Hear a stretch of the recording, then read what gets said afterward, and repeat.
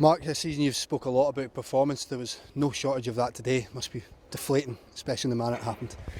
Yeah, obviously to score 3 goals, not win a game, is very disappointing. To play as well as did, particularly in the first half, was we were fantastic, and the goals were of such quality. But you always know Celtic are going to come back at you, and we also know that we are not good at keeping clean sheets, so there is a danger even at 2-0. So,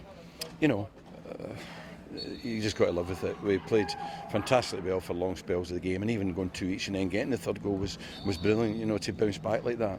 Obviously, then losing 2 goals was disappointing, but what a fantastic performance, and what 3 great goals we scored. Do you think maybe perhaps one of the turning points, Mark, was that the goal came so early in the second half?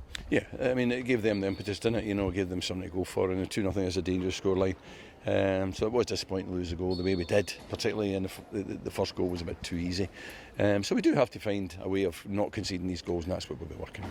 It's so easy to perhaps feel a bit deflated in this sort of situation, but there's so many positives to take from that going forward, isn't there?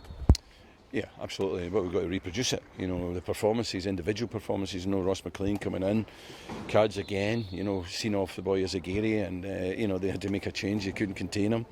Moti was, for that first half was almost unplayable. Playing up there himself. The rest backed them up brilliantly.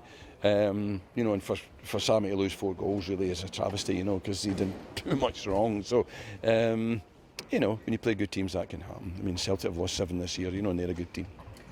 You touched on Chris Cadden there. He went off. How's that looking? Is it too early to say? Yeah, I've not asked since the game finished. He hurt his calf a little bit, or his calf was sore, so we took him off.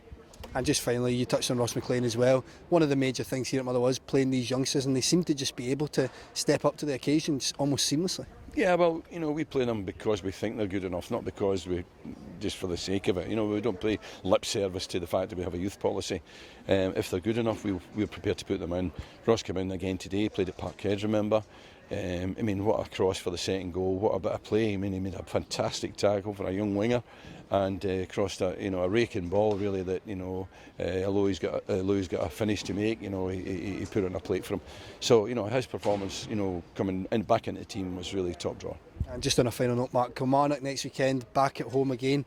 Looking forward to bounce back from this? Yeah, well, the thing now is not to live on this, either the disappointment of it or the fact that we played so well in spells. We have to reproduce that. We're going to have to reproduce it to beat Kilmarnock. Don't worry about that. We're going to have to play well to beat Kilmarnock. So we've got to take that sort of energy, that sort of determination, that sort of form into the Kilmarnock game and make sure we get 3 points here.